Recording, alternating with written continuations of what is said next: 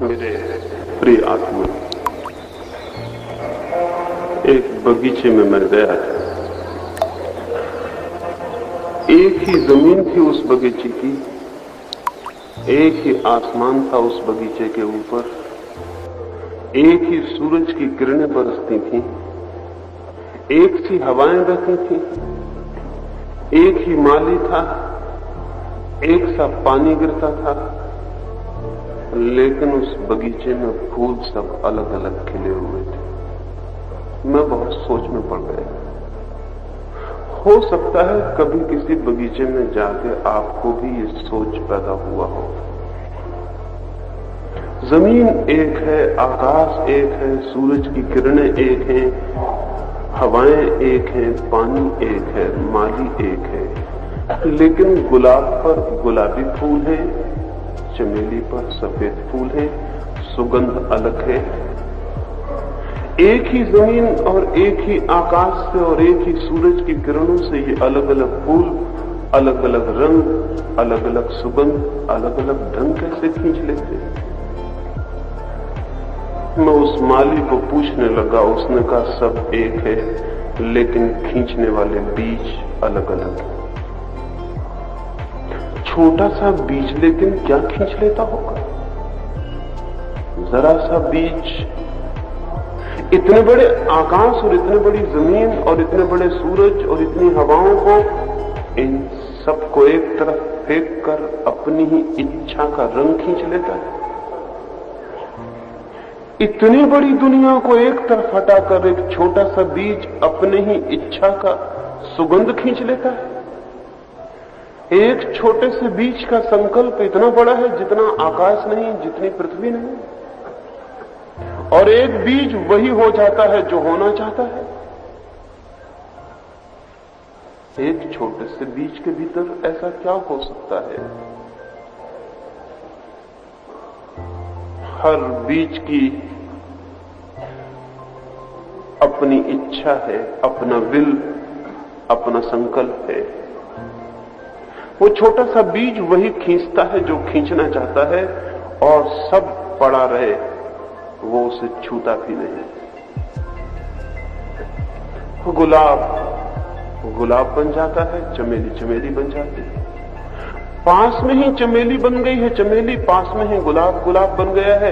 एक ही मिट्टी से दोनों ने ताकत खींची है।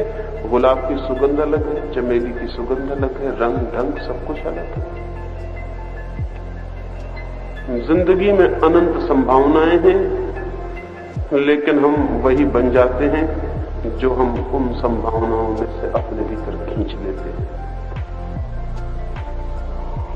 अनंत विचारों का विस्तार है, अनंत विचारों की तरंगे हैं चारों तरफ, लेकिन हम उन्हीं विचारों को अपने पास खींच लेते हैं जिन विचारों को खींचने की क्षमता, मैग्नेट, जिन विचारों को खींचने की रिसेप्टिविटी हमारे भीतर होती है। इसी दुनिया में एक आदमी बुद्ध हो जाता है, इसी दुनिया में एक आदमी जीसस हो जाता है, इसी दुनिया में एक आदमी कृष्ण हो जाता है, और इसी दुनिया में हम कुछ भी नहीं होते और ना कुछ होकर मिट जाते हैं और खत्म हो जाते हैं। और जिस दुनिया से खींची जाती हैं सारी चीजें वो बिल्कुल एक है। वो आकाश एक, वो जमीन एक, वो चारों तरफ की हवाएं एक, वो सूरज चांद तारे एक, वो सब एक, और हर आदमी अलग अलग कैसे हो जाता है। और हमारी शक्ल सूरत भी एक सी मालूम पड़ती है, हमारे शरीर भी एक से मालूम पड़ते हैं, हमारी हड्डी मांस मज्जा भी एक सी मालूम पड़ती है। फर्क कहां पड़ जाता है? आदमी के व्यक्तित्व अलग अलग कहां हो जाते हैं। कोई आदमी बुद्ध कैसे हो जाता है? कोई आदमी अंधकार में कैसे खड़ा रह जाता है? कोई आदमी प्रकाश में कैसे उठ जाता है? वो जो मैंने कल कहा, उस बात को समझ लेना जरूरी है। मैंने कल कहा कि मनुष्य के व्यक्तित्व में 7 केंद्र हैं, 7 चक्र हैं, और जो केंद्र सक्रिय होता है वो अपने अनुकूल चारों तरफ से सब कुछ खींच लेता है। केंद्र एक रिसेप्टिविटी बन जाता है, एक ग्राहकता बन जाता है। अगर क्रोध का केंद्र सक्रिय है तो वह आदमी अपने चारों तरफ से क्रोध की सारी लहरों को समाविष्ट कर लेगा। अगर प्रेम का केंद्र सक्रिय है तो चारों तरफ से प्रेम की धाराएं उस आदमी की तरफ दौड़ने लगेंगी। अगर काम का केंद्र सक्रिय है तो सारे चारों तरफ से काम वासना उसके तरफ दौड़ने लगेगी। वो एक खड्डे की तरह बन जाएगा और चारों तरफ की धाराएं जो उसने मांगा है उसकी तरफ आनी शुरू हो जाएगी। परमात्मा प्रत्येक को वही दे देता है जो हम चाहते हैं। और कभी भूल के परमात्मा को ये मत कहना कि ये तूने हमें कैसे दे दिया जो हमने नहीं चाहा। आज तक किसी आदमी को वो नहीं मिला है जो उसने न चाहा हो। लेकिन हमें पता ही नहीं होता कि हम क्या चाहते हैं। हम बहुत अंधेरे में चाहते रहते हैं और वही होता चला जाता है जो हम चाहते हैं। फिर हम दोष देते हैं। अगर चमेली का बीज ये दोष दे परमात्मा को कि तूने मुझे सफेद फूल क्यों दे दिया, सुर्ख फूल के लिए पागल थी मैं, तो चमेली गलत कहती है, क्योंकि उसके बीज ने कभी सुर्ख फूल चाहा ही नहीं था। हम जो हैं वो हमारी चाह का परिणाम है। हमने जो चाहा है वही हमारे चारों तरफ से खिंच के हमारे पास आ गया है। हम जो हो गए हैं वो हमारे बीज ने मांगा है, पुकारा है, इसलिए हो गए। फिर एक आदमी क्रोध में जीता है, अशांति में जीता है, लोभ में जीता है, भय में, वासना में, और फिर वो पूछता है कहां है ईश्वर, कहां है परमात्मा, कहीं दिखाई नहीं पड़ता। खुर्शियों के पहले अंतरिक्ष यात्री जब चांद के पास के फोटो लेकर आए थे तो खुर्शियों ने अपने एक भाषण में कहा कि मैं खुश हूं दुनिया को यह खबर देते हुए कि मेरे अंतरिक्ष यात्री चांद के पास होकर आ गए हैं, वहां उन्होंने किसी तरह का ईश्वर नहीं पाया। खुर्शियों को उत्तर देना मुश्किल है, क्योंकि जो लोग समझते हैं कि चांद पर या किसी तारे पर या किसी ग्रह पर ईश्वर मिल जाएगा, वो समझ लें अच्छी तरह से, आज नहीं कल खुर्शियों नहीं कोई और ये घोषणा कर देगा कि सब चांद तारे देख लिए गए, वहां कहीं ईश्वर नहीं। और बड़े मजे की बात है, ऐसे लोग रहे हैं कि इसी जमीन पर उनको ईश्वर दिखाई पड़ने लगता है। और ऐसा आदमी भी है कि चांद तारों पर भी जाके ईश्वर दिखाई नहीं पड़ता। चमेली को चाहे चांद पे जाके बो दो और चाहे जमीन पर, वो गुलाब नहीं हो जाएगी। उसे वही दिखाई पड़ेगा जो वो हो सकती है, वही हो जाएगी जो हो सकती है। दुनिया के किसी कोने में हम चले जाएं, हम वही होंगे जो हम थे, क्योंकि वहां भी हम वही खींच लेंगे, वही हमें दिखाई पड़ेगा, वही अनुभव होगा जो हम खींच सकते हैं। आंख रोशनी खींचती है। कोई आंख के पास आके कितना ही सितार बजाए, आंख सितार बजाने को नहीं सुन पाएगी। और कान के पास कोई कितने ही दिए जलाए, कान को कुछ भी पता न चलेगा कि बाहर रोशनी है और दिए जल गए।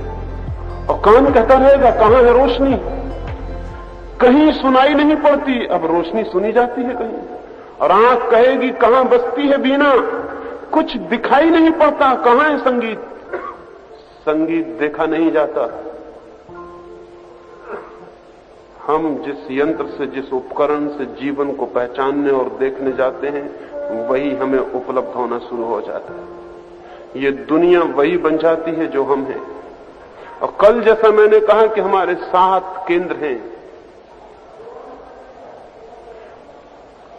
पहला और अंतिम केंद्र, पहला और 7वां केंद्र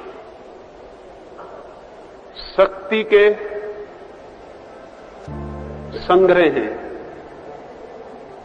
वे कुछ करते नहीं, वे केवल शक्ति के आले हैं, वे शक्ति के संग्रहालय हैं। वहां शक्ति संग्रहित है पहले और 7वें केंद्र पर।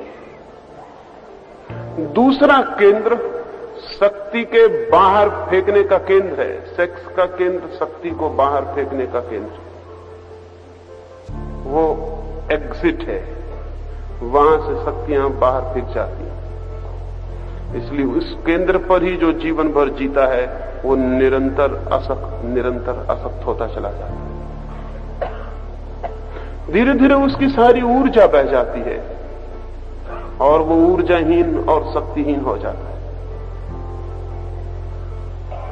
छठवां केंद्र, जिसको मैंने आज्ञा कहा, मस्तिष्क में, कपाल में, दोनों आंखों के बीच में, वो काम के केंद्र से ठीक उल्टा केंद्र है।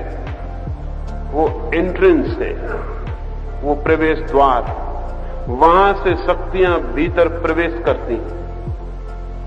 काम के केंद्र से शक्तियां बाहर फिरती हैं, आज्ञा के केंद्र से शक्तियां भीतर प्रविष्ट होती हैं। इसलिए जो आदमी वासना के जितना निकट जिएगा, उस आदमी के पास संकल्प की शक्ति उतनी ही कम होगी, क्योंकि वो आज्ञा के केंद्र से सर्वाधिक दूर होगा।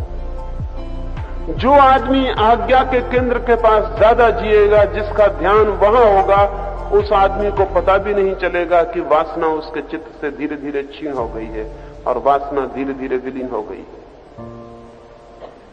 क्योंकि आज्ञा का केंद्र शक्तियों का निमंत्रक है, बुलाने वाला है, अवशोषित करने वाला है, उनको पी जाने वाला है।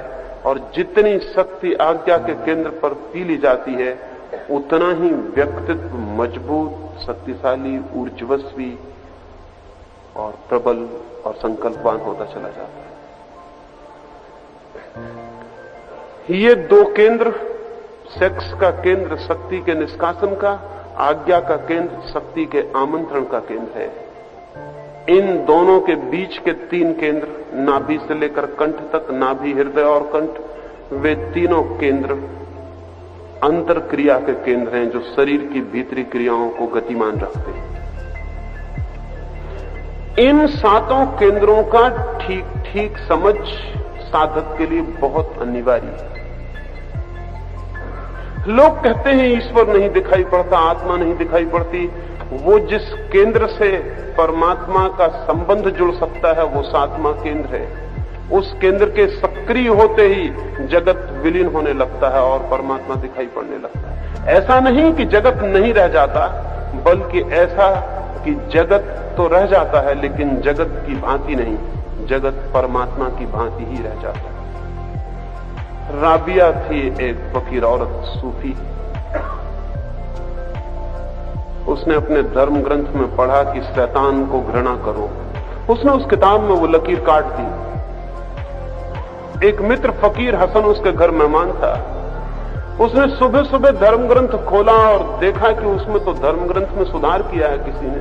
तो उसने राबिया को पूछा कि तू पागल हो गई, तूने सुधार किया है? ये धर्म ग्रंथ में कहीं सुधार किया जा सकता है? राबिया ने कहा कि मुझे बड़ी मजबूरी हो गई, इसलिए सुधार करना पड़ा। जब से मुझे परमात्मा दिखाई पड़ना शुरू हुआ, मुझे शैतान दिखाई ही नहीं पड़ता है। और इस किताब में लिखा है, शैतान को घृणा करो। शैतान मुझे दिखाई ही नहीं पड़ता है। अब तो जो भी दिखाई पड़ता है परमात्मा ही दिखाई पड़ता है।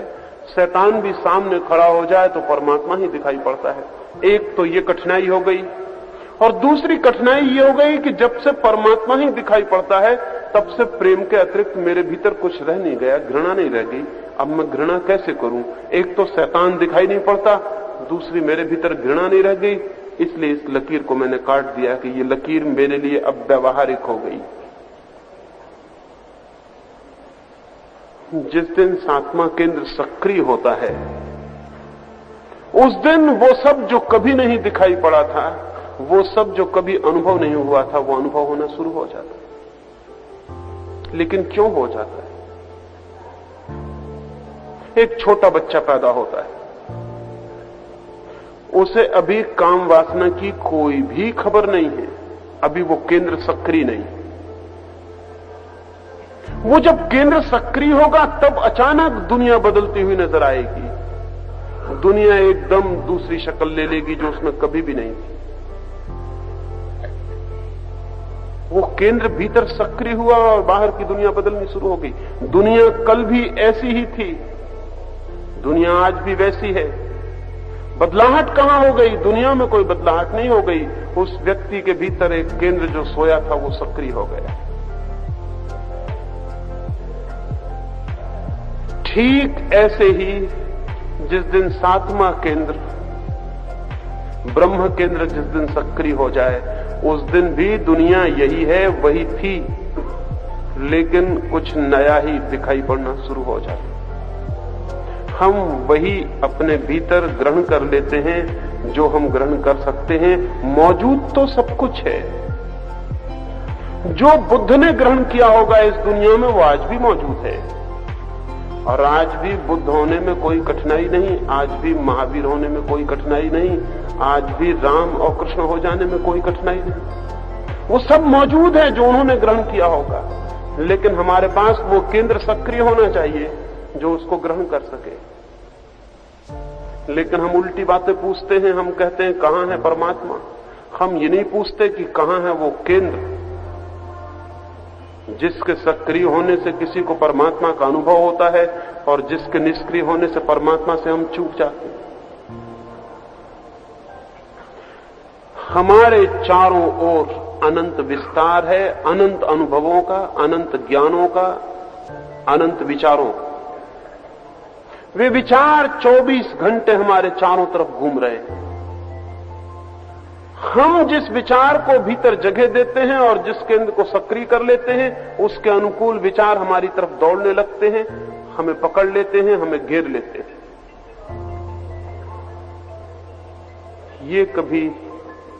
ये कभी समझने जैसा है। अगर सुबह आप क्रोधित हो गए हों तो आप दिन भर हैरान होंगे ये बात जानकर कि उस दिन भर में न मालूम कितने क्रोध के मौके आ जाते हैं। क्या हो जाता है उस दिन? कहते हैं आज सुबह से ही कुछ खराब हो गया, कुछ भाग्य खराब हो गया। भाग्य खराब नहीं हो गया है।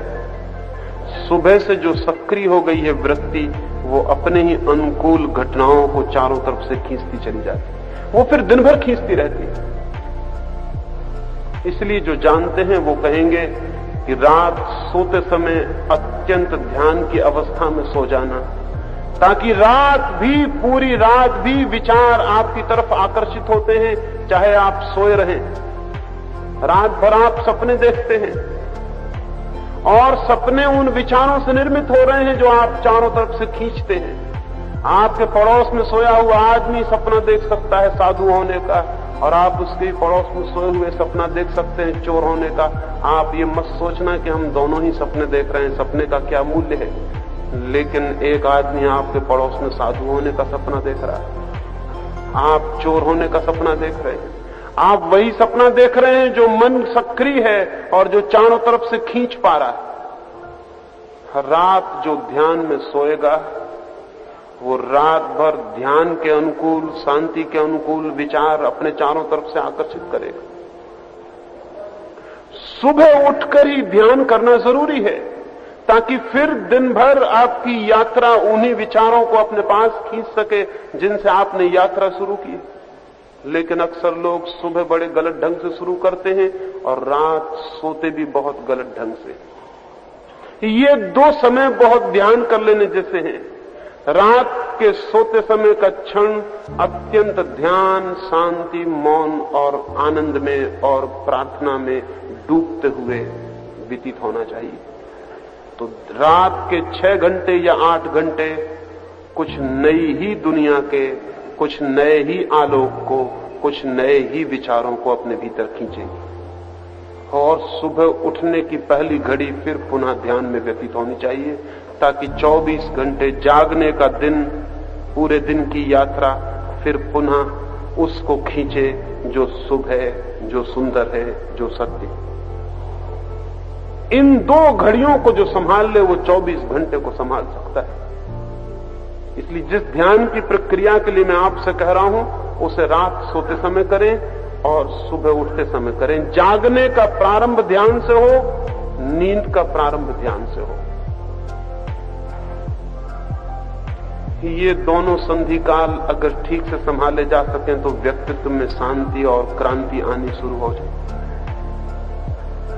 और ध्यान रहे, जैसा मैंने कहा, हमारे चारों तरफ विचार का सागर लहरा रहा है। जब तक रेडियो का आविष्कार नहीं हुआ था हमें पता भी नहीं था कि मास्को में जो बोला जाता है वो माटुंगा से भी गुजरता होगा। हमें पता भी नहीं था। मास्को वालों को भी पता नहीं होगा कि माटुंगा में जो बोला जाता है वो मास्को से गुजरता है, लेकिन अब हम जानते हैं। अभी हम यहां बैठे, अभी हमें कुछ नहीं सुनाई पड़ रहा कि मास्को या पीकिंग या न्यूयॉर्क क्या बोलते हैं, लेकिन एक रेडियो को हम सामने रख लेते हैं और पकड़ शुरू हो जाती है। रेडियो कुछ आवाज को ले नहीं आता, यहां आवाज गुजरती है यहां से, रेडियो सिर्फ पकड़ता है। हमारे चारों तरफ बहुत कुछ मौजूद है, हम जो पकड़ पाते हैं वही पकड़ जाता है, जो नहीं पकड़ पाते वो छूट जाता है। और हम वही पकड़ते हैं जिस तल पर, जिस वेवलेंथ पर, जिस ट्यूनिंग पर हमारा चक्र काम करता है। फिर हमें वही पकड़ में आना शुरू हो जाता है, वही हमें दिखाई पड़ने लगता है, वही हमें सुनाई पड़ने लगता है, वही हमें चारों तरफ से घेरना शुरू कर देता है। ये जो चारों तरफ विचार का अनंत जाल है, ध्यान रहे कि कोई भी शब्द कभी मरता नहीं। इस जगत में कोई भी चीज कभी नहीं मरती। अभी मैं जो बोल रहा हूं ये कभी नहीं मरेगा, अब इसके मरने का कोई भी उपाय नहीं। ये जो बोला गया वो सनातन और शाश्वत हो गया। उसके अनंत काल तक उसकी प्रतिध्वनि इस सारे ब्रह्मांड में घूमती रहेगी, घूमती रहेगी, घूमती रहेगी। वो कभी समाप्त नहीं होगी। जो प्रतिध्वनि पैदा हो गई है वो गूंजती ही रहेगी अनंत काल तक। अनंत अनंत लोकों में उसकी गूंज पैदा होती रहेगी। इस बात की बहुत संभावना वैज्ञानिक मानते हैं कि किसी दिन वो ऐसे यंत्र भी ईजाद कर सकेंगे जिसमें कृष्ण ने अर्जुन को कुरुक्षेत्र में जो कहा हो वो पकड़ा जा सके। इस बात की बहुत संभावना है कि जीसस ने जो कहा हो वो पकड़ा जा सके, महावीर ने जो कहा हो बिहार में वो पकड़ा जा सके, क्योंकि वो ध्वनि आज भी कहीं ना कहीं गूंजती होगी। लेकिन वैज्ञानिक वो यंत्र किसी दिन तैयार कर पाए या न कर पाए वो दूर की बात है। लेकिन जो सातवें केंद्र को सक्रिय करने में सक्षम हो जाते हैं वे बिना किसी यंत्र के आज भी जगत में जो भी श्रेष्ठ विचार कभी जन्मे हैं उनको पकड़ने में समर्थ हो जाते हैं। जो भी श्रेष्ठ जगत की संपदा है तरंगों की, वे उसे पकड़ने में समर्थ हो जाते हैं। उन तरंगों में जीना एक अनुभव ही दूसरा है। नीत्शे ने कहा है कि एक क्षण ऐसा हुआ कि मुझे लगा कि मैं हजारों मील समय के ऊपर खड़े होकर जी रहा हूं। हजारों मील समय के ऊपर? समय के ऊपर कोई हजारों मील कैसे खड़ा हो सकता है? जिन लोगों को भी उस तल पर थोड़ा सा अनुभव होगा उनको लगेगा कि सारी दुनिया किसी खाई में, किसी खंदक में, किसी घाटी में भटकी रह गई और हम किसी एवरेस्ट पर खड़े होकर जी रहे हैं। वो जो ऊंचाई पर खड़े होने का अनुभव है, वो जो ऊंचाई पर जीने का अनुभव है, वो जो अंतिम हमारा ऊंचे से ऊंचा चक्र है उसके सक्रिय होने से शुरू होता है। वो चक्र सक्रिय हो सकता है। वो चक्र कैसे सक्रिय हो सकता है? उस चक्र के सक्रिय हुए बिना अंतस जीवन में, सत्य जीवन में, प्रभु के मंदिर में कोई प्रवेश नहीं। वो चक्र संकल्प से ही सक्रिय होगा और संकल्प से पहले आज्ञा चक्र सक्रिय होगा, फिर संकल्प की गहराई और गहराई और गहराई और अंतिम गहराई में वो अंतिम चक्र को भी गतिमान कर देता है। ये जो ध्यान की प्रक्रिया मैंने कही है, इस ध्यान की प्रक्रिया को हम जितनी गहराई तक ले जा सकें, अंतिम गहराई तक, चरम गहराई तक, उतने ही दूर तक हम अंतिम चक्र को सक्रिय करने में समर्थ हो सकते हैं। और ये ख्याल रहे कि वो चक्र अनायास सक्रिय नहीं होता है, हम करेंगे तो ही हो सकता है। हां, अनायास भी शायद कभी होगा करोड़ों वर्ष बाद।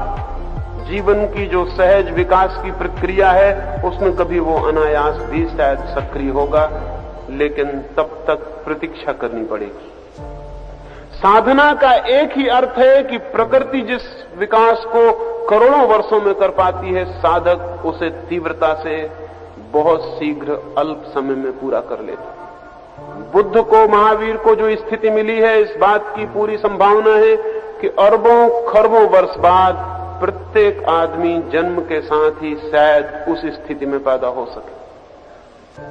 लेकिन प्रकृति की प्रक्रिया बहुत लंबी, बहुत धीमी, बहुत आहिस्ता है।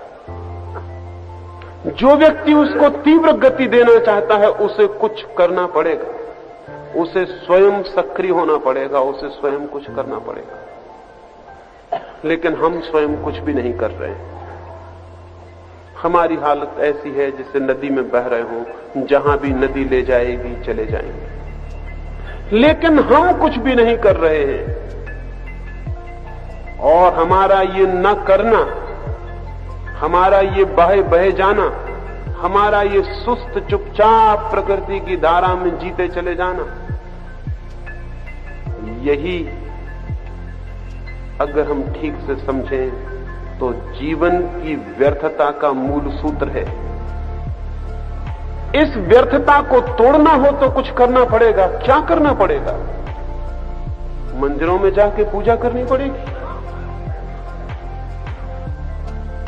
गुरुओं के चरण पकड़ने पड़ेंगे, तिलक टीका लगाना पड़ेगा, यज्ञ हवन करने पड़ेंगे। ये फिर हमने असली चीज को करने से बचने का ख्याल खोज लिया। जो करना है वो ये करना नहीं, इस करने से कुछ भी नहीं होगा। इस करने से सिर्फ एक धोखा पैदा होगा कि हम कुछ कर रहे हैं। उससे तो पहली हालत ही अच्छी थी कि बहे जा रहे थे। कम से कम ये धोखा तो नहीं था कि हम कुछ कर रहे हैं। कम से कम ये तो था मन में कि हम कुछ भी नहीं कर रहे हैं। तो शायद कभी मन को ये आकांक्षा पकड़ लेती कि कुछ करें। लेकिन ये जो कुछ भी करने लगते हैं लोग, माला फेरने लगे या जाके मंदिर में पूजा करने लगे, इन लोगों को एक भ्रम पैदा होता है कि हम कुछ कर रहे हैं। और इस भ्रम के कारण वो जो आकांक्षा कभी पैदा हो सकती थी कि हम कुछ करें, वो आकांक्षा भी कभी पैदा नहीं हो पाती। इसलिए दुनिया को जितना नुकसान धर्म के नाम पर प्रचलित क्रियाकांड ने पहुंचाया है, उतना नुकसान और किसी ने भी नहीं पहुंचाया। और धर्म के नाम पर प्रचलित क्रियाकांड के जो दलाल हैं, उन्होंने मनुष्य जाति का जितना अहित किया है, उतना और किसी ने भी नहीं किया है। जिनके आदमी पैर पकड़ते हैं और जिनकी पूजा करते हैं, उन लोगों ने ही आदमी की गर्दन पर हाथ कस के रखे हुए, वे ही आदमी के प्राण लेवा हैं। लेकिन ये दिखाई नहीं पड़ता। उन्होंने जो करना चाहिए, संकल्प को सजग करने की कोई साधना, उस तरफ से तो हटा दिया है। लेकिन कुछ थोथे धंधे हाथ में पकड़ा दिए हैं, जिन्हें करने से न कोई संकल्प विकसित होता, न कोई आत्मबल जागता, जिनकी चेष्टा से न कोई केंद्र सक्रिय होते, जिनके प्रयास से न भीतर के प्राणों में कोई नई गति आती। लेकिन उस तरह की हजारों हजार क्रियाएं सारी दुनिया में चल रही। धर्म के नाम पर सब्स्टिट्यूट रिलीजन, धर्म के नाम पर धर्म को पूरा कर देने वाला स्यूडो रिलीजन, एक झूठा धर्म सारी दुनिया में विकसित हो गया है। इस झूठे धर्म ने मनुष्य को धार्मिक होने में एकदम बाधा डाल दी, क्योंकि आदमी को लगता है मैंने कर लिया, मैं मंदिर हो आया। एक और मंदिर है जो भीतर है, जहां जाना था, लेकिन होशियार और कनिंग और चालाक आदमी ने एक मंदिर बाहर बनाया हुआ है, जहां वो होके घर लौट आता है और कहता है मैं मंदिर हो आया। और उसे पता ही नहीं कि मंदिर कहां है, और उसे पता ही नहीं कि मंदिर में जो एक बार हो आता है वो कभी लौटता नहीं मंदिर से, वो मंदिर में ही रहने लगता है। वो पॉइंट ऑफ नो रिटर्न, वहां से कभी कोई वापस नहीं लौटता। लेकिन ये जो बाहर मंदिर बना है, उसमें हम सुबह जाते हैं और लौट आते हैं। सच तो यह है कि उसमें हम जाएंगे कैसे? हम वही होते हैं जो हम घर से निकले थे, वही हम उस मंदिर में प्रविष्ट हो जाते हैं, वही हम वापस लौट आते हैं। मंदिर में हमारा जाना कहां हुआ? मंदिर में जाने का अर्थ है हम कुछ ऐसी जगह पहुंच जाएं जहां हम वही न रह जाएं जो हम थे, तो हम मंदिर में गए, अन्यथा मंदिर में नहीं गया। मंदिर में जाने का क्या मतलब? कि एक आदमी जाए अपने मकान से निकलते और एक का नाम के मकान में प्रवेश करे या खा नाम के मकान में और वापस लौट आए, वो मंदिर में हो आया। आदमी भी अपने धोखा देने में, अपने आप को धोखा देने में अद्भुत कुशल मालूम पड़ता है। मंदिर में जाने का अर्थ है इनर कन्वर्शन। मंदिर में जाने का अर्थ है एक ऐसी चित्त दशा में जाना जहां कि हम कुछ और हो जाएं जो कि जाने के पहले हम नहीं थे। और ध्यान रहे, उस दशा से लौटने के बाद हम वही कभी नहीं हो सकते जो हम पहले थे। ये असंभव है। मंदिर से कोई भी वापस नहीं लौटा है, और लौटता है तो मंदिर साथ आ जाता है, फिर वो मंदिर में ही जीने लगता है। लेकिन मंदिर का हमें पता नहीं, हमने मंदिर बाहर बनाया हुआ है, मंदिर का इंतजाम हमने बाहर कर लिया हुआ है। उस मंदिर की हम पूजा कराते हैं, प्रार्थना कराते हैं, लौटाते हैं। नहीं, मंदिर वहां नहीं है। ये जो मैं 7वां चक्र कह रहा हूं, ये मंदिर है। इस 7वें चक्र में पहुंच जाना मंदिर में प्रवेश। लेकिन बाहर का मंदिर भी जिन लोग जानते होंगे, जिन्होंने भीतर के मंदिर की चर्चा की होगी, उनको सुनकर हमने बना लिया। मंदिर में आप जाते हैं, भीतर मंदिर की बाहर की दीवारें हैं, भीतर मंदिर में गर्भगृह होता है जहां मूर्ति स्थापित होती भगवान की। उस गर्भगृह के चारों तरफ प्रदक्षिणा का चक्कर होता है। उस प्रदक्षिणा में आप 7 चक्कर लगा के वापस लौट आते हैं। लेकिन कभी आपने सोचा नहीं कि ये 7 चक्कर क्यों लगाने? कभी आपने सोचा नहीं कि किसके हम चक्कर लगा रहे हैं? चक्कर लगाने की जगह के बीच में भगवान की स्थापना क्यों है? इसको हम गर्भगृह क्यों कहते हैं? ये गोल क्यों है? इस मंदिर की गुंबज गोल क्यों है? ये सब क्या है? ये जिन लोगों ने भीतर के मंदिर की बात की थी, उनकी बात हमने सुन के ठीक वैसा ही मंदिर बाहर बना लिया। वो जो गुंबज आपको दिखाई पड़ता है मंदिर के ऊपर, वो मनुष्य के सिर का प्रतीक है, जिसके भीतर कहीं परमात्मा का निवास है। लेकिन वो परमात्मा का निवास किसी गोल चक्कर के बीच में है।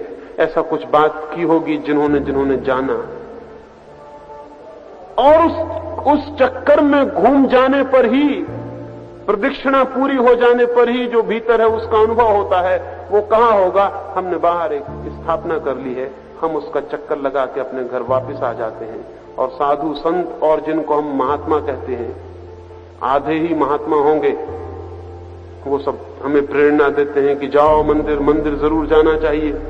वो भी बेचारे दोहरा रहे हैं हजारों वर्ष से कि मंदिर जरूर जाना चाहिए।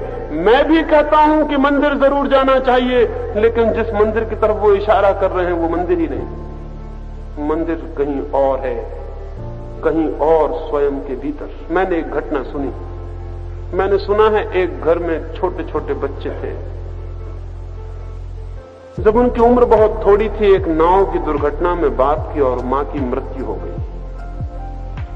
बच्चे छोटे थे, फिर भी उन्होंने सोचा कि हमारे माँ बाप तो मर गए, वो जो करते थे वो हमें भी करते रहना चाहिए। आखिर पता नहीं क्या रहस्य रहा होगा उनके करने में। तो बच्चे छोटे थे, उन्होंने देखा था कि पिता खाने के पहले, खाने के बाद एक आले पर से जाके कुछ लकड़ी उठा के पता नहीं क्या करते थे। वो खाने के बाद अपने दांत साफ करते थे। एक छोटी सी लकड़ी की सीख वहां रख छोड़ी थी। लड़कों को ये तो पता था नहीं, छोटे बच्चे थे, कि वो करते क्या थे। और लड़कों के दांत भी ऐसे नहीं थे कि उनको सीख से साफ करने की जरूरत हो। उस पता का कारण भी न था, लेकिन इतना मालूम था कि एक सीख वो एक आले में रखते और बड़े नियमित रूप से दोनों वक्त आले के पास जाते। तो उन्होंने सोचा कि जरूर भोजन करने से और इस आले के पास जाने का कोई संबंध है, और जरूर इस लकड़ी की सीख में कोई राज है। तो उन्होंने एक लकड़ी की सीख वहां रख ली। अब उन्हें तो पता भी नहीं था, तो वो रोज जाके हाथ जोड़ के खाने के पहले पीछे उस लकड़ी के सीख को नमस्कार कराते थे। वो नियमित क्रम हो गया, वो बड़े हो गए। फिर उन्होंने नया मकान बनाया, तो उन्होंने कहा ये कहां की छोटी सी लकड़ी की सीख रखे हो, एक अच्छी चंदन की लकड़ी बनवा लो, क्योंकि रोज इसके हाथ जोड़ने पड़ते। उन्होंने एक चंदन की लकड़ी बना के नए मकान में एक सुंदर छोटी मढ़िया बनाई, एक मंदिर ही बना लिया आले की जगह। एक चंदन की बढ़िया खुदावदार लकड़ी उस पर लगा दी। रोज सुबह शाम वो उसको खाने के आगे पीछे हाथ जोड़ाते थे। फिर ऐसी पीढ़ियां गुजर गईं, उनके और लड़के पैदा हुए, उन्होंने और बड़े मकान बनाए। लड़के तो बड़े मकान बनाएंगे। वो छोटी सी जो आला था वो धीरे धीरे बड़ा मंदिर हो गया। वो छोटी सी जो सीख थी धीरे धीरे एक पूरा स्तंभ हो गई। फिर कोई पूछा कभी उन लोगों से कि तुम ये करते क्या हो? उन्होंने कहा ये हमारे यहां सदा से होता चला है, ये कोई धार्मिक क्रिया है और इसको जो नहीं करता वो बहुत अधार्मिक है। कुछ लड़के हमारे घर के बिगड़ गए हैं, वो मानते ही नहीं, वो इसको हाथ ही नहीं जोड़ते। जो लड़के हाथ नहीं जोड़ते थे वो बिगड़ गए, जो हाथ जोड़ते थे वो बहुत धार्मिक थे। करीब करीब ऐसा ही हुआ है, हो रहा है। जीवन के जो अंत सत्य हैं वो प्रतीकों में ही कहे जा सकते हैं। हमारे हाथ में प्रतीक पकड़ जाते हैं, उनको लेकर हम बैठ जाते हैं और उन प्रतीकों की पूजा चल पड़ती है और भूल जाते हैं हम कि प्रतीक इंगित करते थे किसी और। प्रतीक ही सत्य नहीं है, किसी और तरफ इंगित। वो जो साथ में चक्र की मैंने बात कही वही मंदिर है जहां प्रवेश करना है। उसका द्वार, उस मंदिर का द्वार आज्ञा चक्र है जहां से प्रवेश होगा। इस आज्ञा चक्र पर कैसे श्रम किया जाए, क्या किया जाए, किस भांति इस चक्र को हम जीवंत, सक्रिय और परिपूर्ण खिला हुआ कर दें, इसकी पूरी फ्लावरिंग हो जाए। 3 छोटे सूत्र समझ लेने चाहिए। एक, जीवन में जितना संकल्प होगा उतना ज्यादा ये द्वार खुलेगा। संकल्प का अर्थ क्या है? संकल्प का अर्थ है कि कुछ भी करना हो तो समग्र शक्ति उसमें समायोजित हो जानी चाहिए, भीतर खंड खंड नहीं होने चाहिए। ऐसा नहीं होना चाहिए कि आधा मन कहता है करो, आधा कहता है मत करो। अगर मन टुकड़ों में बटा है, डिसइंटीग्रेटेड है, खंड खंड है, तो आपस में टुकड़े लड़ जाएंगे और संकल्प नष्ट हो जाए। और हम सबके मन टुकड़ों में बटे हुए हैं। यहां तक कि ऐसी छोटी छोटी चीजों में टुकड़ों में बटे हुए हैं जिसका कोई हिसाब नहीं। न तो हमारे भीतर सीधा हां है, न हमारे भीतर सीधा ना है। हमारे भीतर दोनों एक साथ। न हम बाएं जाना चाहते, न हम दाएं, हम दोनों तरफ एक साथ जाना चाहते हैं। तब धीरे धीरे पूरा संकल्प क्षीण हो जाता है। हमारा मन ऐसा है जैसे बैलगाड़ी में हमने चारों तरफ बैल जोड़ दिए हो, वो चारों तरफ बैलगाड़ी को खींचते हैं। बैलगाड़ी कहीं जाती नहीं, सिर्फ उसके अस्थि पंजर ढीले होते हैं और इतना घमासान मचता है कि बैल भी धीरे धीरे थक जाते हैं और घबरा जाते हैं कि क्या हो रहा है। अगर आप अपनी जिंदगी पर ख्याल करेंगे तो आप पाएंगे कि आपकी गाड़ी में भी चारों तरफ बैल जोते हुए, कोई संकल्प नहीं है भीतर। 25 संकल्प एक साथ है। कभी आपने ख्याल भी ना किया होगा कि एकदम विरोधी संकल्प एक साथ है। जिसको आप प्रेम करते हैं उसी को आप घृणा करते हैं। एकदम से चौंकाने वाली बात लगेगी, लेकिन आपने कभी ख्याल नहीं किया होगा कि जो अभी मित्र है वो एक क्षण में शत्रु हो सकता है। अभी इससे इतना प्रेम था, एक क्षण में इतनी घृणा कैसे आ गई?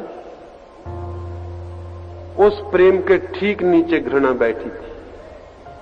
वो घृणा प्रतीक्षा करती थी कब प्रेम हट जाए और मैं मौजूद हो जाऊं।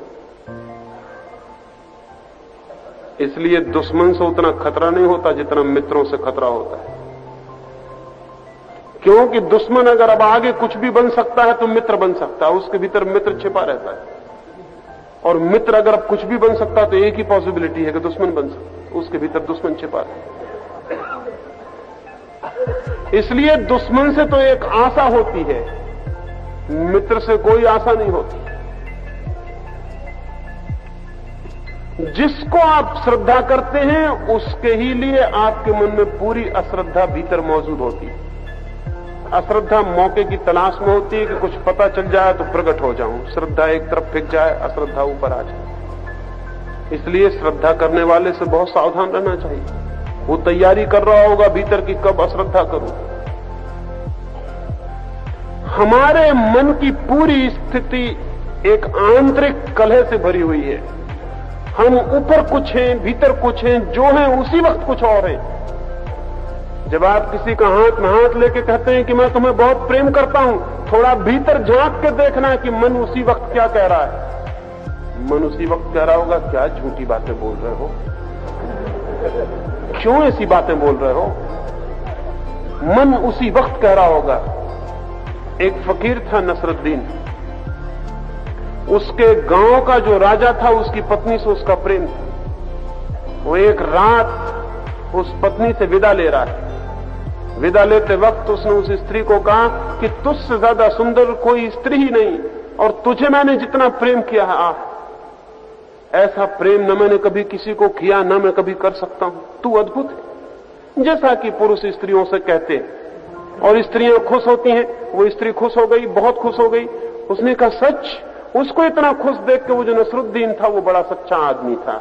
उसने कहा ठहर, क्योंकि मेरे भीतर जो चल रहा है वो मैं तुझे बता दूं। जब मैंने ये कहा कि तुझसे ज्यादा सुंदर स्त्री कोई भी नहीं है, तब मैंने कहा अरे कहां की साधारण स्त्री को क्या कह रहे हो, बहुत स्त्रियां। मेरा मन भीतर ये कह रहा था। और जब मैंने तुझसे कहा कि तुझे मैं बहुत प्रेम करता हूं, तुझसे ज्यादा प्रेम मैंने कभी किसी को नहीं कहा, तब मेरा मन भीतर हंस रहा था। वो कह रहा था ये तो मैंने और स्त्रियों से पहले भी कहा है, बिल्कुल यही कहा है। आदमी का मन पूरे वक्त इनर कंट्राडिक्शन से भरा हुआ है, भीतरी द्वंद से भरा हुआ है। भीतरी द्वंद है तो संकल्प कभी पैदा नहीं होगा, क्योंकि संकल्प का अर्थ है एक मन। संकल्प का अर्थ है एक मन, इंटीग्रेशन। संकल्प का अर्थ है एक आवाज। संकल्प का अर्थ है एक स्वर। और हम 24 घंटे विरोधी स्वरों से भरे। इसकी समझ चाहिए कि धीरे धीरे हमारे विरोधी स्वर समाप्त हों। जब हम कहते हैं कि मैं बहुत दृढ़ विश्वास करता हूं, तभी पक्का हमारे भीतर संदेह मौजूद होता है। अजीब बात है, हम जो कहते हैं ठीक उससे उल्टा हमारे भीतर मौजूद होता है। ये ठीक उल्टा भीतर मौजूद है, ये निगेट कर देता है। जो हम कहते हैं उसे काट डालता है। तब हमारा पूरा व्यक्तित्व इन विरोधों में उलझ के समाप्त हो जाए। क्या ये हो सकता है कि हमारे चित्त के विरोध क्रमशः कम होते चले जाएं? ये हो सकता है। एक तो इसका बोध रखना पड़ेगा कि हम चित्त में विरोधों को न पालें। तो मैं निरंतर जो कह रहा हूं वो ये कह रहा हूं, मैं कह रहा हूं श्रद्धा मत करो ताकि अश्रद्धा न करनी पड़े। विश्वास मत करो ताकि संदेह न करना पड़े। मित्र मत बनो ताकि शत्रु न बनना पड़े। शिष्य मत बनो, नहीं तो गुरु बनने की दौड़ शुरू हो जाएगी, वो बच नहीं सकती, वो जारी रहेगी। वो जो विरोध है दोनों से बचने की कोशिश करो ताकि अविरोध चित्त की दशा खड़ी हो जाए। विरोध में तोड़ो ही मत कहो अपने को कि मैं आस्तिक हूं, क्योंकि जैसे ही तुमने कहा कि आस्तिक हो, तुम्हारा आधा मन फौरन नास्तिक हो जाएगा। बड़े से बड़ा आस्तिक खोज लो, उसके भीतर नास्तिक मौजूद होगा। नास्तिक मर नहीं सकता, सिर्फ दबा रहेगा भीतर। बड़े से बड़े नास्तिक को खोज लाओ, उसके भीतर आस्तिक है, वो आस्तिक मर नहीं जाएगा। ना आस्तिक रहो ना नास्तिक, विरोध को जाने दो। विरोध में बांटो ही मत अपने को। जितना ही व्यक्ति इस बात को गहराई से समझ ले और विरोधों से बचता चला जाए, एक अद्भुत शांति की, समता की स्थिति खड़ी होनी शुरू होती। एक अविरोध की, अखंड, टूटी टुकड़ों में नहीं, बटी हुई नहीं, गैर बटी हुई, इकट्ठे मन की एक स्थिति पैदा होनी शुरू होती। उस स्थिति का नाम ही संकल्प है। और उस स्थिति का जितना बढ़ावा होगा उतना ही हमारा भीतर प्रवेश शुरू हो जाएगा। लेकिन नहीं, हम तो हमेशा बांट कर देखते हैं। हम तो कहते हैं या तो हम मित्र होंगे या हम शत्रु होंगे, बीच में हम नहीं हो सकते। और हमें पता ही नहीं कि बीच में होना ही असली होना है। या तो हम कहते हैं कि या तो हम श्रद्धा करेंगे या अश्रद्धा करेंगे, या तो हम आदर करेंगे या हम अनादर करेंगे। हम दो में से कुछ एक करेंगे, लेकिन दो में से जो एक कर रहा है वो दूसरे को भी करना जारी रखेगा। पहलू बदलते रहेंगे, जैसे घड़ी का पेंडुलम कभी इस कोने से उस कोने चला जाता है, लेकिन ध्यान रहे वो उस कोने पे इसीलिए गया है ताकि वापस अपने कोने पर लौट आए। वो चलता रहेगा। जब वो दूसरी तरफ जा रहा है तब ध्यान रहे कि वो इस तरफ आना भी शुरू हो गया है। उसकी दूसरी तरफ जाने की जो गति है, जो मोमेंटम है, वही मोमेंटम उसे इस तरफ वापस ले आएगा। इसलिए जो ठीक से जीवन को जानते हैं, जब उनसे कोई कहता है मैं आपका मित्र हूं तब भी हंसते हैं, जब उनसे कोई कहता है मैं आपका शत्रु हूं तब भी हंसते हैं। जो जीवन को जानते हैं, जब कोई उनके चरणों में सिर रखे तब भी हंसते हैं, और जब कोई उनके सिर पर जूता फेंक दे तब भी हंसते हैं, क्योंकि ये पेंडुलम है जो आदमी का चलता है। इस पेंडुलम का कोई बहुत अर्थ नहीं है। लेकिन हंसी इस बात पे आती है कि उस घूमते पेंडुलम में आदमी को पता नहीं चलता कि वो क्या कर रहा है, सिर्फ घूम रहा है। चित्त की एकाग्र, चित्त की एक, चित्त की समग्र, चित्त की इकट्ठी दशा का नाम संकल्प है।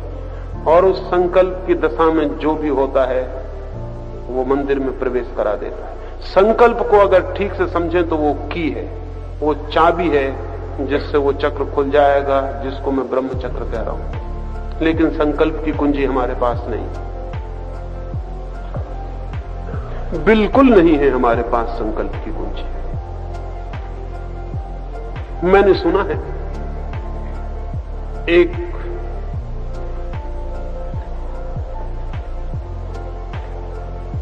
एक बहुत प्राचीन कुलीन परिवार में एक छोटा बेटा शिक्षा के लिए बाहर जाने को है। उसकी उम्र सिर्फ 7 वर्ष है। उसका बाप उससे कहता है कि हमारे घर से आज तक जो भी आदमी पढ़ने गया है वो कभी बिना पूरी शिक्षा किए हुए वापस नहीं लौटा।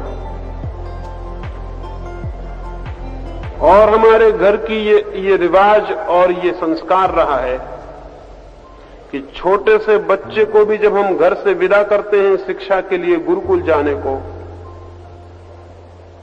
तो बच्चा पीछे लौट लौट के नहीं देखता, क्योंकि पीछे लौट लौट के देखने के हम बहुत दुश्मन हैं।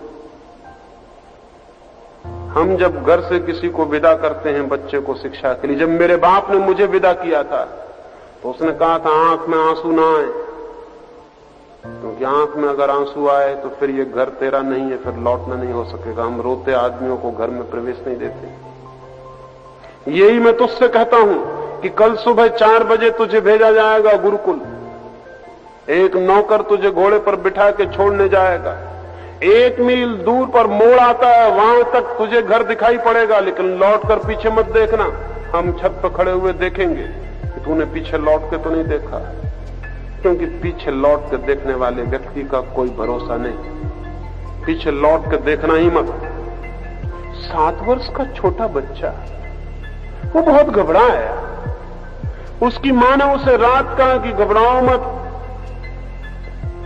यही सदा होता रहा है। और एक बार हमने ऐसा सुना है कि किसी ने पीछे लौट कर देख लिया था, फिर ये घर उसका नहीं रहा। पीछे लौट के मत देख।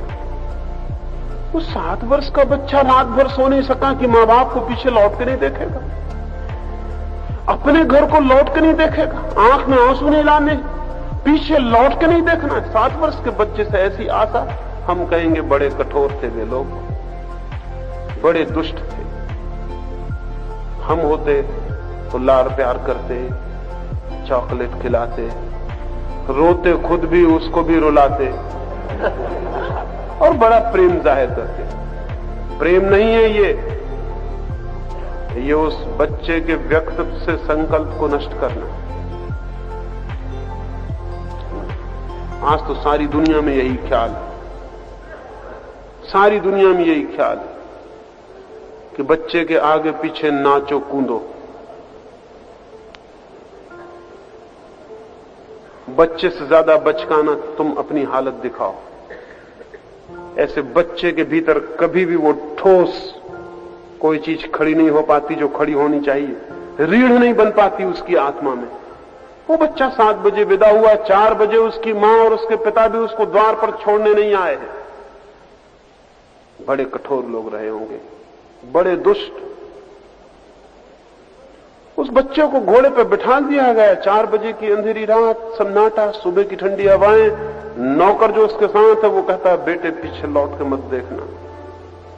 पीछे लौटने की मनाही है देखने की। अब तुम छोटे नहीं हो, हम तुमसे बड़ी आशाएं करते हैं, और जो पीछे लौट के देखता है उससे क्या आशा की जा सकती है। तुम्हारे पिता ऊपर खड़े होकर देख रहे हैं, वो कितने आनंदित होंगे कि तुमके बेटे ने मोड़ तक भी पीछे लौट के नहीं देखा। उस लड़की की सोचते हैं हालत क्या होती होगी, कितना मन पीछे लौट लौट के नहीं करने को होता होगा। 7 वर्ष का छोटा सा नन्हा बच्चा, लेकिन वो बिना मुड़े बिना देखे मोड़ से गुजर जाता है।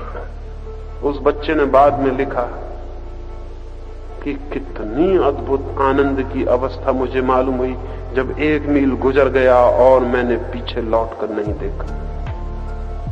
वो स्कूल पहुंचा है, सुबह सुबह अपने गुरुकुल पहुंचा है। उस गुरुकुल का जो भिक्षु है जो उसे दीक्षा देगा, वो उसको दरवाजे पे मिलता है और कहता है कि प्रवेश के नियम है, हर कोई प्रविष्ट नहीं हो जाता। दरवाजे पर आंख बंद करके बैठ जाओ, और जब तक मैं दोबारा ना आऊं और खुद ना पूछूं तब तक आंख भी मत खोलना और उठना भी मत। और अगर तुमने बीच में आंख खोल दी और तुम भीतर आ गए या तुमने आसपास देख लिया तो तुम्हें वापस घोड़े पर लौटा दिया जाएगा। तुम्हारा नौकर बाहर प्रतीक्षा कर रहा है। और ध्यान रहे, तुम जिस घर से आते हो उस घर का कोई बच्चा कभी वापस लौट के नहीं गया है, और ये प्रवेश परीक्षा है। 7 वर्ष के छोटे से बच्चे को द्वार पर बिठा दिया। कोई पूछता नहीं उससे कि तुम्हारी मां दुखी होती होगी, आओ बेटे तुम्हारा इंतजाम करें। कोई पूछता नहीं, उसका सामान रखा है, उसका घोड़ा बाहर बंधा है, उसका नौकर प्रतीक्षा कर रहा है। उस बच्चे को दरवाजे पर आंख बंद करके बिठा दिया गया, 7 साल के बच्चे को। वो शिक्षक भी बड़े कठोर और क्रूर रहे होंगे, लेकिन जो जानते हैं कि उन मां बाप और उन शिक्षकों से दयावान और कोई भी नहीं था। वो बच्चा बैठा है, स्कूल में बच्चे आ रहे हैं, कोई उसको धक्का मारता है, कोई कंकड़ मारता है, बच्चे बच्चे हैं। कोई छेड़खानी करता है, लेकिन उसे आंख बंद रखनी है, चाहे कुछ भी हो जाए, क्योंकि आंख अगर बंद नहीं रही तो वापस लौटना पड़ेगा। किस मुंह से पिता के सामने खड़ा हो जाएगा कि मैं वापस आ गया। उस घर में कभी कोई वापस नहीं लौटा। वो छोटा सा बच्चा, सुबह की उस धूप बढ़ने लगी है, मक्खियां उसके चारों तरफ घूम रही हैं, बच्चे पत्थर मार रहे हैं, जो निकलता है वही धक्का मारता चला जाता है। वो आंख बंद किया है, भूख जोर की लग रही है, प्यास लग रही है, लेकिन आंख खोलनी है ना उठना है। दोपहर हो गया, सूरज ऊपर आ गया, सिर पे छा गया, पता नहीं क्या हो रहा है, कोई आता नहीं, कोई बोलता नहीं। उसे आंख बंद किए बैठा है, उसने आंख नहीं खोली, झपक कर भी आंख नहीं देखी। सूरज ढलने के करीब आ गया, सांझ आ गई, वो भूख से तड़पा जा रहा है। वो गुरु और 10-15 और भिक्षु आते हैं, उसे उठा लेते हैं और कहते हैं तू प्रवेश परीक्षा में उत्तीर्ण हो गया, तेरे पास संकल्प है, अब आगे कुछ हो सकता है, तू भीतर आ।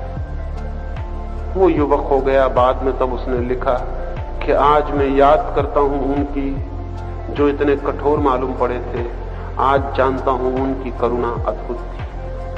हमारी करुणा बहुत अद्भुत है, और हमारी करुणा सब लोच पोच कर देती है, सब इम्पोर्टेंट कर देती है। और हम दूसरे के प्रति भी ऐसे ढीले हैं और अपने प्रति भी ऐसे ही ढीले। ऐसे संकल्प पैदा नहीं हो जाता। संकल्प पैदा होने का अर्थ है कुछ करना पड़ेगा, कुछ दांव लेने पड़ेंगे, कुछ निर्णय करना पड़ेगा, कहीं रुकना पड़ेगा, कहीं ठहरना पड़ेगा। उस दबाव में ही वो संकल्प जागता है। अब इधर मैं ध्यान करने के लिए कहता हूं, 15 मिनट इतने मुश्किल हो जाते हैं कि मुझे 10 मिनट में मुझे ही खत्म कर देना पड़ता है। 15 मिनट नहीं बैठते आप, इस ख्याल में मत रहना, तो 10 मिनट में ही आपकी हालत देख के खत्म कर देना पड़ता है। 15 मिनट में कितनी दफा आंख खोल कर देख लेते हैं पता है आपको? संकल्प ऐसे जन्मेगा। 15 मिनट आदमी आंख बंद करके नहीं बैठ सकता। इससे ज्यादा कमजोरी की और क्लीब और नपुंसक कोई अवस्था हो सकती है। 15 मिनट आंख बंद करके बैठना मुश्किल है।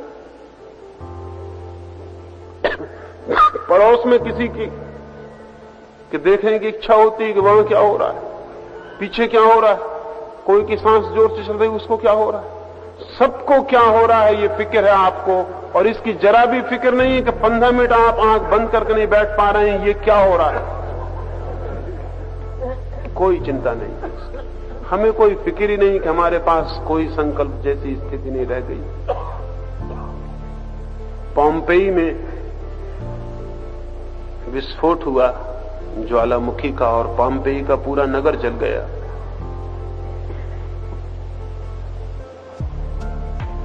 एक सिपाही जो चौरस्ते पर खड़ा था रात पहरा देने को, सुबह 6 बजे उसकी ड्यूटी बदलेगी, दूसरा सिपाही सुबह 6 बजे आकर उसकी जगह खड़ा होगा। सारा पोम्पेई भाग रहा है। रात के 2 बजे ज्वालामुखी फूट गया, सारा पोम्पेई कप रहा है, आग उगल रही है, सारा नगर जल रहा है, सारे गांव के लोग भाग रहे हैं। भागते लोग उस सिपाही को कहते हैं यहां किस लिए खड़े हो?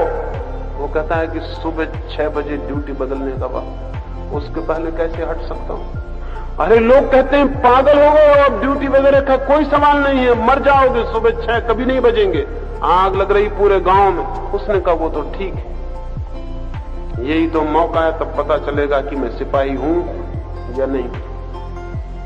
6 बजे के पहले कैसे हट सकता हूं? 6 बजे तक जिंदा रहा तो ड्यूटी संभाल दूंगा, 6 बजे तक जिंदा नहीं रहा तो भगवान जाने, फिर मेरा कोई कसूर नहीं। कहते हैं वो सिपाही उसी जगह खड़ा हुआ जल गया।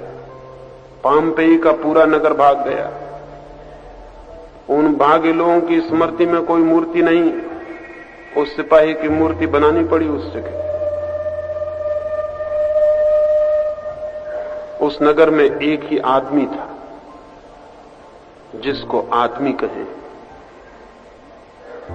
जिसके भीतर कुछ बल था, जिसके भीतर कोई मन था जो खड़ा रह सकता है। लेकिन हम कहां पोम्पेई?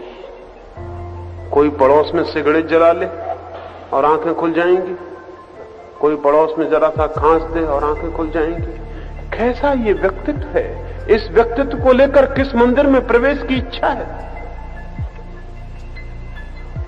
नहीं, किसी मंदिर में कहीं प्रवेश नहीं हो सकेगा। हो सकता है, कोई रुकावट नहीं है सिवाय हमारे थोड़ा संकल्प, थोड़ा बल, थोड़ी हिम्मत, थोड़ी इस बात की कोशिश कि मैं जो कर रहा हूं कुछ करूं तो।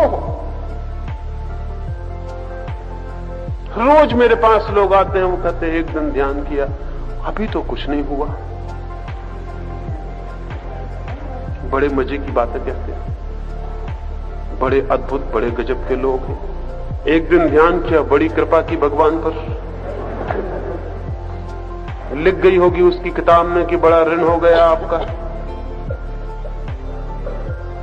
अभी कुछ नहीं हुआ, अभी दर्शन नहीं हुआ, अभी भगवान नहीं मिले, क्योंकि आप 15 मिनट आंख बंद किए बैठे रहे, 15 दफे आंख खोल कर देखा और कुछ भी नहीं हुआ। हमारे व्यक्तित्व में जिसको कहें पुकार, जिसको कहें आवाज, वो है ही नहीं, और नहीं है तो धर्म के रास्ते पर कोई गति नहीं हो सकती। इसलिए कहना चाहता हूं, संकल्प है पहला बुनियादी सूत्र। और दूसरी बात है, संकल्प क्या है ये समझ लेना जरूरी नहीं है। संकल्प क्या है इसके छोटे प्रयोग करने जरूरी है। प्रयोग करेंगे तो ही वो विकसित होगा, अन्यथा वो कभी विकसित नहीं होगा। और कल की प्रतीक्षा करेंगे तो वो कभी विकसित नहीं होगा। उसे आज से और अभी से शुरू कर देना पड़ेगा, तो उसमें विकास होंगे। तो दूसरा सूत्र है, संकल्प हो या ना हो, संकल्प की दिशा में प्रयोग शुरू कर दे, वो बढ़ेगा, धीरे धीरे बढ़ेगा। कोई आदमी नदी के किनारे खड़े होकर कहे कि मैं तैरना सीखना चाहता हूं, सिखाने वाला कहे कि आओ नदी में उतर जाओ, वो कहे कि जब तक तैरना सीखना जाऊं मैं उतरूंगा नहीं, क्योंकि खतरा कौन मोल लेगा। तैरना सीख जाए फिर मैं उतरने को राजी हूं, जब तक तैरना ना सीखूं मैं उतर नहीं सकता। अब सिखाना बहुत मुश्किल हो गया, क्योंकि सिखाने के लिए भी उतारना जरूरी है, और बिना तैरना जाने ही पहली दफा उतरना पड़ेगा, क्योंकि उसी उतरने से उस तैरने का विकास होने वाला है। तैरना कोई ऐसी चीज थोड़ी है कि आकाश से मिल जाएगी, वो तो हम तैरेंगे तो मिलेगी, वो तो तैरने का ही परिणाम है, वो तो हम हाथ पैर फड़फड़ाएंगे तो मिलेगी। लोग पूछते हैं ध्यान मिल जाए, समाधि मिल जाए, वो कैसे मिल जाएगी? वो कहीं रखी है कि आप जाएंगे और मिल जाएगी? वो कहीं रखी नहीं है, वो आपकी ही सतत चेष्टा का सृजन है, वो आपका ही क्रिएशन है, और आप कोशिश करेंगे तो मिल जाएगी। आज हाथ पर फड़फड़ाइए थोड़े, कल और गति होगी, परसों और गति होगी। वो वक्त करीब आता चला जाएगा जब आपको लगेगा कि हाथ पैर का तड़फड़ाना बदल गया, उसने तैरने की शक्ल ले ली। तैरना क्या है? वही हाथ पैर का तड़फड़ाना है, थोड़ा कुशलता से, थोड़ी व्यवस्था से। वो पहले दिन भी आदमी को पानी में पटक दो, वो भी हाथ पैर फेंकता है, सिर्फ अव्यवस्थित होता है हाथ पैर फेंकना। वही रोज रोज फेंकने से व्यवस्थित हो जाता है। आज बैठेंगे अव्यवस्थित होगा संकल्प, कल बैठेंगे आगे बढ़ेगा, परसों बैठेंगे आगे बढ़ेगा। फिर इतनी जल्दी क्या है, फिर इतनी फिक्र क्या है कि वो आज हो जाए? जीवन की क्षुद्र चीजों के लिए हम वर्षों प्रतीक्षा करते हैं। पहली बात संकल्प, दूसरी बात संकल्प समझने से नहीं, कुछ करने से, डूइंग से उपलब्ध होगा। और तीसरी बात, संकल्प के विकास में प्रतीक्षा सबसे बड़ी बात है। वहां आपने चाहा और नहीं हो जाएगा, गहरी प्रतीक्षा और धैर्य। और जितना धैर्य होगा उतने जल्दी हो जाएगा, और जितना अधैर्य होगा उतना मुश्किल हो जाएगी, क्योंकि अधैर्य खबर देती है कि संकल्प निर्मित नहीं हो पा रहा है। अधैर्य बताता है कि संकल्प निर्मित नहीं हो पाएगा, क्योंकि अधैर्य की भूमि पर कोई भी चीज निर्मित नहीं होती है। मैंने सुना है एक नदी के किनारे कोरिया में दो भिक्षु नदी पार किए थे। नाव से उतरे हैं, सांझ डूबने को सूरज है, दूर गांव है, बीच में जंगली रास्ता है, पहाड़ है, जल्दी उस गांव पहुंच जाना है। उन्होंने माझी को पूछा, उन दोनों भिक्षुओं ने, एक बूढ़ा भिक्षु एक जवान भिक्षु, बहुत से ग्रंथ लिए हुए हैं, हमें जल्दी उस गांव पहुंच जाना है सूरज डूबने के पहले, क्योंकि सुना है हमने सूरज डूबते ही उस गांव का द्वार बंद हो जाता है, फिर रात जंगल में खतरा होगा। क्या हम पहुंच जाएंगे? उस नाव को बांधते हुए धीमे से, आहिस्ता से उस माझी ने कहा जरूर पहुंच जाएंगे, लेकिन धीरे जाना। जल्दी गए तो मैं नहीं जानता कि पहुंच सकेंगे कि नहीं पहुंच सकेंगे। उन लोगों ने कहा किस पागल से हम पूछ रहे हैं? वो सज्जन सलाह दे रहे हैं कि धीरे धीरे जाना तो पहुंच जाएंगे, और जल्दी गए तो मैं नहीं जानता कि पहुंच सकेंगे नहीं पहुंच सकेंगे। वो दोनों भागे, सूरज डूबने के करीब है।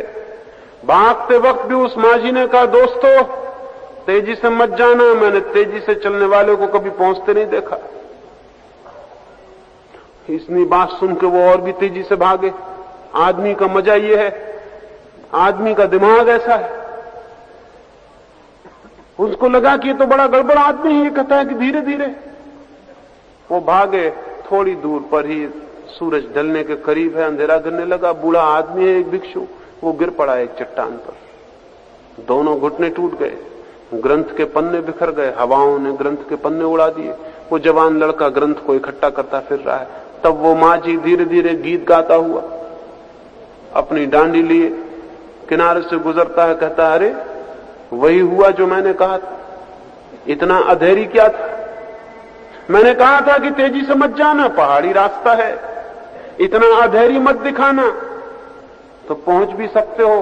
अक्सर ये होता है कि लोग रोज आते हैं, पूछते हैं कि जल्दी पहुंच जाएं, उनको मैं कहता हूं नहीं मानते, गिर जाते। उस बूढ़े भिक्षु ने कहा उस वक्त हमें ख्याल नहीं आया। बहुत प्रतीक्षा की, बहुत धैर्य की जरूरत है भीतर जाने में। अनंत प्रतीक्षा की जरूरत है, क्योंकि अनंत की खोज है ये कोई दो कौड़ी की चीज नहीं कि हम बाजार में गए और खरीद ली, दौड़े और मिल गई। मिलती है, जरूर मिल सकती है, आज और अभी मिल सकती है, लेकिन जो आज और अभी ही चाहे वो चल ही नहीं पाएगा।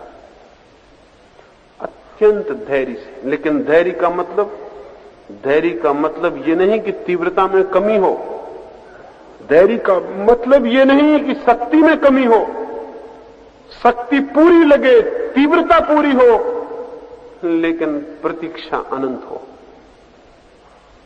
राह देखने की तैयारी हो, आज नहीं कल, कल नहीं परसों, परसों नहीं। हम प्रतीक्षा करेंगे।